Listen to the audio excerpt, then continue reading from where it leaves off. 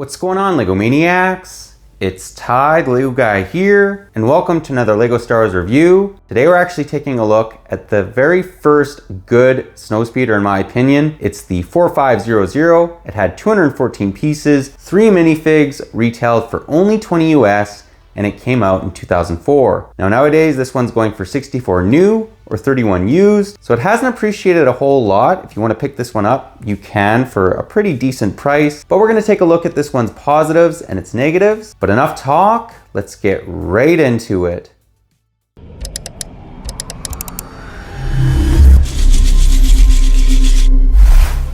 And the first thing that we'll take a look at with this review is just the smaller build that's included. So it's one of the Rebel turrets. I will say that this is extremely basic. And I don't think it looks all that accurate to what we see in the movie. I mean, you can tell this is not the big white turrets. This is the smaller, more powerful ones. At least these ones are used more for vehicles, I believe, whereas the white ones are used for infantry. But one of the features that it does have, or if you want to call it a feature, is you can raise and lower the blaster, and you can move it in a 360, as it has one of those spinny Lego pieces on the bottom. Overall, this is extremely basic and probably the worst part of the set, although it's not terrible. Let's now take a look at the Snowspeeder. Now this Snowspeeder doesn't look all that different than the ones that we get nowadays, and it's because they haven't changed it all that much. It actually looks pretty accurate to what we see from the film. The rear of the ship is actually a vast improvement over the 1999 one. That one just looks super clumpy, whereas this one looks pretty accurate. Just much better. Let's now break it down area by area.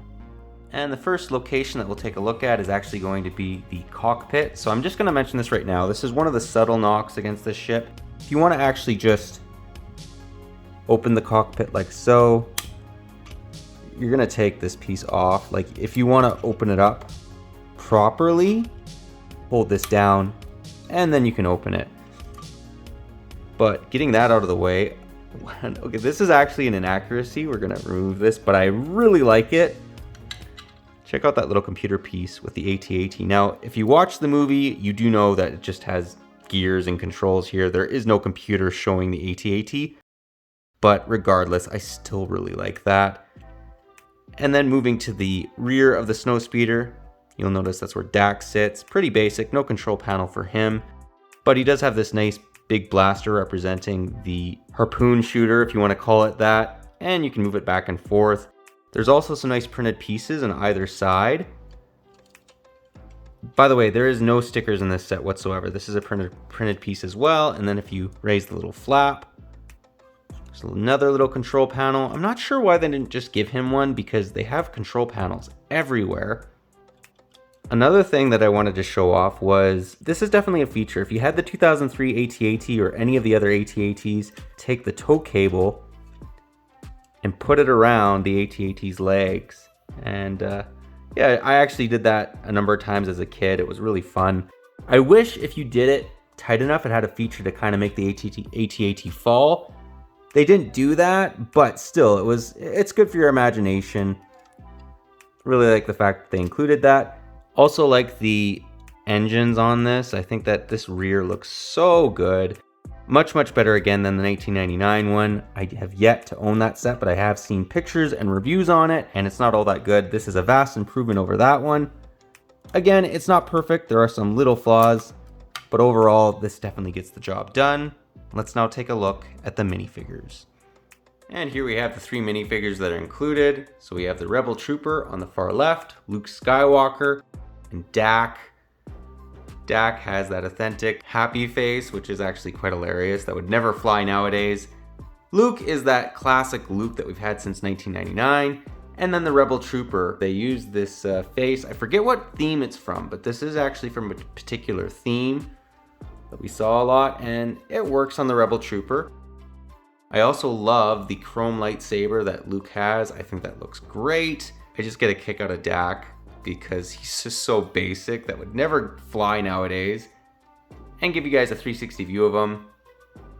No back torso printing, back face printing, none of that. The Rebel Trooper does have a nice little backpack though, and I think that works quite well. Let's now get into the end of the review and get my final thoughts. Well guys, that was my review. Do hope you enjoyed it. As we've seen, this is not all that different than the present day Snowspeeder that we get nowadays. And what's interesting about this is it's a positive with how good this one is, but it's also a negative sort of, because they should have improved on it in the last, number of years since this last came out. It's been almost 2 decades. Not saying that the newer Snowspeeders are bad, I'm just saying that they could maybe be a little bit better, but it really shows how good this Snowspeeder is because they haven't deviated from it all that much. It basically was the template and they've just made subtle adjustments and improvements on it since 2004. But let me know what you guys think about this one, if you like it, if you don't, any areas you think they could maybe improve on it. I just personally think that this is a pretty decent Snowspeeder. It looks relatively accurate to what we see in the film, and it's far, far better than the one that we got back in 1999. But that pretty well does the review, but if you liked it, leave it a thumbs up. If you're new to the channel, definitely consider subscribing and click that bell so you're notified for any future LEGO Star Wars reviews, comparisons. We do one of them every Tuesday, and they're a lot of fun, especially when you take a look at, sets from your childhood that were actually pretty good models. It's, yeah, I enjoy doing it. But yeah, that's all I got for you again. But thanks again for watching, and I'll catch you on the next one.